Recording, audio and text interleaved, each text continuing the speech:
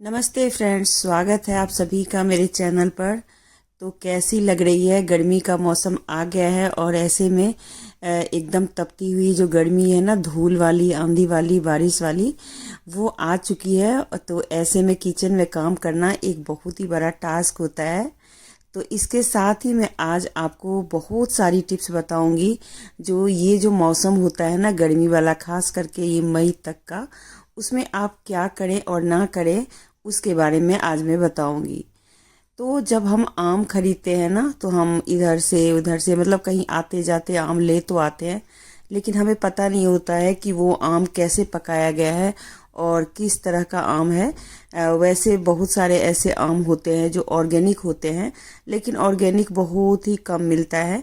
तो कभी कभार हम लोग अगर कहीं जाते हैं तो रास्ते से ले आते हैं आम। तो देखिए, ये सिंदुरिया आम बोलते हैं इसको, ये बहुत सुंदर लगता है देखने में, लेकिन इसको जब हमने पानी में डाला तो देखिए कैसे बुलबुले निकल रहे हैं। इसका मतलब है कि इसने कार्बाइड देके इसको पकाया होगा, जिसकी वजह से इसके अंदर बहुत ही ज़्यादा गर्माहट है। और अगर आप इस आम को खाते हैं ना, तो आपके पेट में गैस्ट्रिक की प्रॉब्लम हो सकती है, या आपको उल्टियाँ लग सकती हैं, या आपको बुखार भी लग सकता है। तो इस आम को, जो भी आम आप लेके आते हैं ना, कोई भी आम हो, उसे आप पानी में, ठंडे पानी में बराबर से कम 1 घंटे 2 घंटे डाल के छोड़ दीजिए, तभी उस पानी का यूज कीजिए। तरबूज का मौसम आ गया है और ऐसे में आपको लगता है कि तरबूज ज़रूर खाएं, लेकिन तरबूज के ऊपर ना काफ़ी सारे ऐसे मिट्टी लगे होते हैं।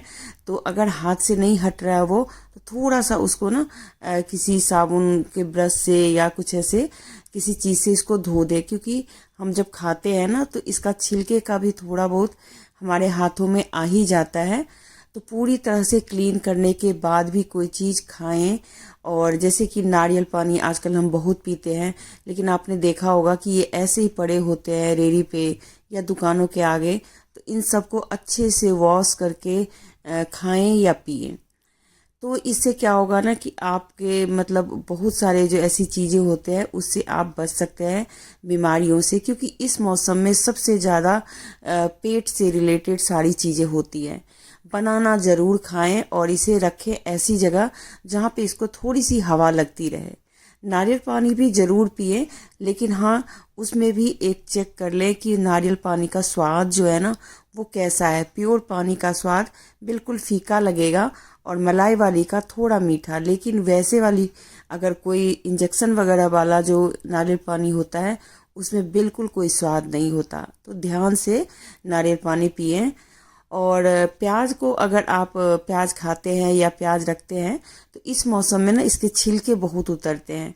तो आप एक ही दिन बैठ करके इसके जितने भी छिलके हैं ना, वो ऊपर से जो भी रगड़ के आप निकाल सकते हैं, उसको निकाल लीजिए और इस प्याज के छिलके को पानी में डाल दीजिए।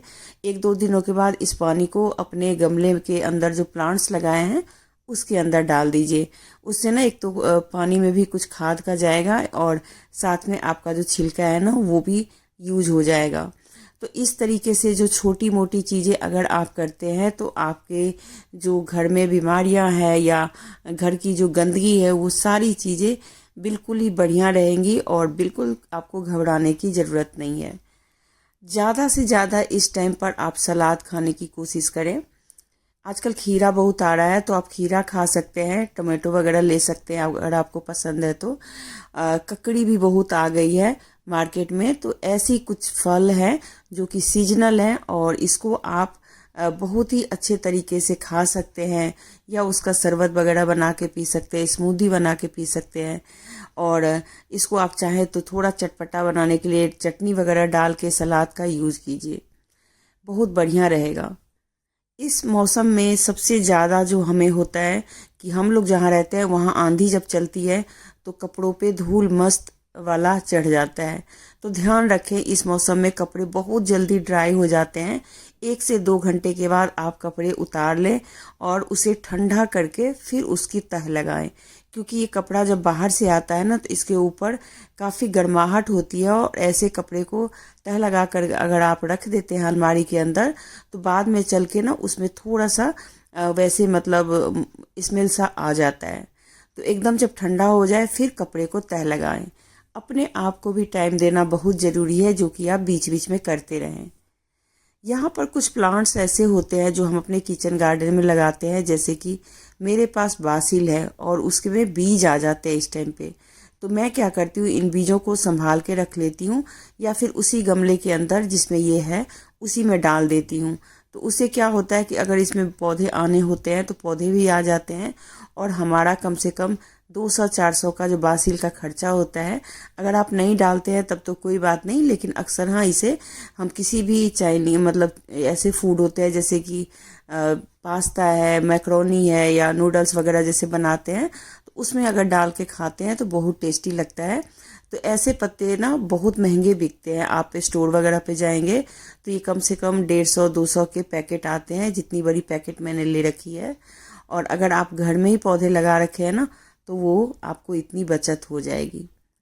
तुलसी के भी जो बीज होते हैं तो डंडियों के साथ ही मैं काट लेती हूँ और इसके बीज को मैं डायरेक्ट अपने चाय पत्ती के डब्बे में डाल देती हूँ। अगर ये ठंड का मौसम होता तो इसका कुछ और भी मैं बना सकती थी, लेकिन क्योंकि अब गर्मी है तो गर्मी में ज़्यादा मतलब कुछ ऐसी चीज़ें नहीं बनाती हूँ। तो जैसे चाय पत्ती वगैरह है तो इसमें मसाले का एक स्वाद अपने आप ही आ जाता है, अगर हम इसके अंदर ये चाय पत्ती के अंदर अगर इसका बीज डाल देते हैं तो। और ये जो छोटे मोटे लकड़ियां हैं ना, उसको आप दोबारा से किसी भी पौधे के अंदर डाल दीजिए, वो थोड़ा सा खाद बन ही जाएगा क्योंकि लकड़ियां गल जाती हैं। तो यहाँ पर जैसे चाय पत्ती है ना, तो इसके अंदर मैं ज़्यादा मतलब नहीं, तोड़ के बस थोड़ा बहुत जो निकल सकता है उसको निकाल के और बाकी तोड़ के रख देती हूँ। थोड़े बहुत अगर हरे पत्ते चले भी जाते हैं ना तो वो अपने आप ही सूख जाता है क्योंकि मौसम ही इतना गर्म है। तो इस गर्मी इन सारी चीज़ों का ज़रूर ध्यान रखें। और अगर आप देख रहे हैं वीडियो अच्छी लग रही है, अगर मेरा बोलना भी अच्छा लग रहा है तो प्लीज़ वीडियो को लाइक करके और अपने फैमिली और फ्रेंड्स के साथ शेयर कर दीजिए, या अगर आपके पास कोई भी सोशल साइट्स हैं तो वहाँ पे आप इसे शेयर कर सकते हैं। इसमें कोई भी पैसा नहीं लगेगा और सब्सक्राइब करने के तो बिल्कुल ही पैसे नहीं लगते। तो सब्सक्राइब करके बेल आइकन ज़रूर दबा लें, जिससे कि मेरे वीडियो कब आती है वो आपको पता चलेगा। तो यहाँ पर जितने भी तुलसी के बीज थे ना वो मैंने इसके अंदर डाल दिए। और तुलसी के बीज को वैसे भी थोड़े थोड़े दिनों पे काटते रहने चाहिए, नहीं तो वो थोड़ा ग्रो होने में उसका जो बढ़ने का जो एक वो होता है ना वो कम हो जाता है। तो उसको थोड़ा थोड़ा काटते रहेंगे ना तो तुलसी बहुत अच्छे से ग्रो करती है और हमेशा हरी हरी रहती है। चलिए, चाय पत्ती हमारी मसाले वाली तैयार हो गई और इसे अब हम इंजॉय करेंगे। तो यहाँ पर मैं, आज संडे है तो संडे के दिन मैं बना रही थी पोहा, और पोहा मेरी बेटी को नहीं पसंद है तो इसीलिए वो बोलने आई थी कि फिर से आपने पोहा बना लिया। तो कोई नहीं, पोहा ज़रूर खाएं, और लेकिन इतना भी ना खाएं कि आपको उससे थोड़ा सा ऐसे मन हट जाए। तो हल्की फुल्की चीज़ें नाश्ते में खाएं, चाहे पोहा हो या आप उपमा खा सकते हैं, आप चाहे तो इडली वगैरह खा सकते हैं, ज़रूरी नहीं है सांभर ही बना के खाएं, आप चटनी के साथ भी एंजॉय कर सकते हैं। और उपमा सबसे ज़्यादा इस मौसम में सही लगता है। हम अपने लिए तो बहुत कुछ करते हैं लेकिन हम चिड़ियों के लिए कुछ नहीं कर पाते। मेरी बालकनी में बहुत सारी चिड़ियाँ आती रहती हैं, खास करके गौरैया। तो मैं उनके लिए एक तो यहाँ पे नेट भी लगा रखा है जो घोंसला होता है वो, और मैं एक छोटे से बर्तन में पानी रख देती हूँ जिससे वो पानी पीती रहे। इसके बाद एक और बहुत ही महत्वपूर्ण चीज़ है, जो हमारी उम्र जैसे जैसे बीतती है ना तो हमारे काम का लेवल थोड़ा कम होता जाता है। हमारे में इतनी स्टेमिना नहीं रहती कि हम एकदम दिन भर भाग दौड़ कर सकते हैं। तो आपको अगर काम करने में नहीं मन लग रहा है या कुछ ऐसे आपको भजन कीर्तन में नहीं मन लग रहा है तो आप ना कुछ भी लिखना शुरू कर दीजिए। लिखना और पढ़ना वो सबसे ज़्यादा ज़रूरी है, क्योंकि अगर आप लिखते हैं कोई भी चीज़, अपने एक्सपीरियंस को या अपने लाइफस्टाइल को, तो पता है आपको कितना अच्छा लगेगा। जब उसको 2-4 साल के बाद पढ़ेंगे तो आपको बहुत ही अच्छा लगेगा। यहाँ पर जो फल फूल आते हैं ना उसके जो थैलियाँ होती हैं, जैसे कि आप देख सकते हैं कागज़ का लिफाफा है मेरे पास, तो मैं इन सब को संभाल के रख लेती हूँ। और जैसे कभी कभार कुछ ऐसी चीज़ें होती है जो इसके अंदर, खास करके जैसे आपका जो पैड वगैरह होता है उनको फेंकने के लिए लिफाफा बहुत ही काम आता है। तो ऐसी चीज़ों के लिए आप इसको संभाल के रख सकते हैं। और जैसे सब्जियां वगैरह होती है तो उनको भी आप साथ के साथ धो के रखें, जैसे कि आम को जैसे आपने धोया, तो इसके साथ ही जैसे अदरक है, हरी मिर्च है, इन सबको इस मौसम में ना बहुत अच्छे से संभाल के रखने की ज़रूरत पड़ती है, नहीं तो ये सूख जाता है। सर्दियों में ये होता है कि थोड़ा तो टिक जाता है, लेकिन इस मौसम में थोड़ा सा ये ड्राई हो जाता है या फिर हल्का फुल्का खराब हो जाएगा। तो इन सबको ना धोने के बाद आप क्या करें, सूखे कपड़े पे रखें और उसके बाद उसे किसी डब्बे में टिश्यू पेपर डाल के या कोई पुराना क्लॉथ हो वो डाल करके उसे आप पैक करके फ्रिज में रखेंगे। तो आपकी जो हरी मिर्च है या अदरक है या लहसुन तो वैसे भी रह जाएगा, लेकिन कुछ कुछ चीज़ें ऐसी है जैसे शिमला मिर्च है, इन सबको आप थोड़े थोड़े कपड़ों में लपेट के रखेंगे तो बहुत दिनों तक टिकता है। मेरा अपना पर्सनल एक्सपीरियंस है। अदरक तो मैं कम से कम 2-2 महीने चला लेती हूँ और हरी मिर्च भी कम से कम 1 महीने चल जाता है, क्योंकि हम बार बार नहीं खरीदते हैं। और चलिए यहाँ पर एक और टिप्स आप लोगों के साथ मैं शेयर करती हूँ। जो छोटी मोटी रद्दियाँ होती है ना कागज़ की, उसको तो आप ज़रूर फेंक दें, लेकिन जैसे इस टाइप की थैली होती है उसको आप संभाल के रख दें। अगली शॉपिंग में ये आपको बहुत ही काम आने वाला है, या घर में भी बहुत सारी चीज़ें रखने में काम आता है। हमारे घर में जब गंदगी दिखती है ना, तो सबसे पहला जो गंदा जगह दिखता है वो हमारा डाइनिंग टेबल होता है। उसको ज़रूर क्लीन करके रखें और अच्छे से अच्छा मतलब थोड़ा सा साफ कपड़ा बिछाएं उसके ऊपर, या कोई मतलब क्लोथ जो भी आप बिछाते हो वो थोड़े थोड़े दिनों पर चेंज करें। और आप अगर पंखा चलाते हैं और दोपहर के टाइम अगर बैठते हैं अपने घर के अंदर थोड़ा अंधेरा करके पर्दे लगा के, तो आपको ना बहुत ही अच्छा महसूस होगा।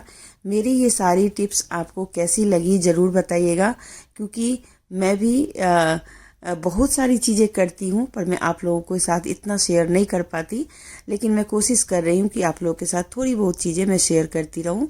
यहाँ पर देख सकते हैं कि मैंने कितने सारे लिफाफे रख रखे हैं और ये बहुत ही काम आते हैं। तो आप भी इसको फेंकिएगा मत, इसको कहीं ना कहीं संभाल के रखिएगा। जब भी हमारे घर में राशन आता है तो ज़रूरी नहीं है कि हम उस राशन को उसी टाइम पे फिल करते हैं किसी भी डब्बे के अंदर।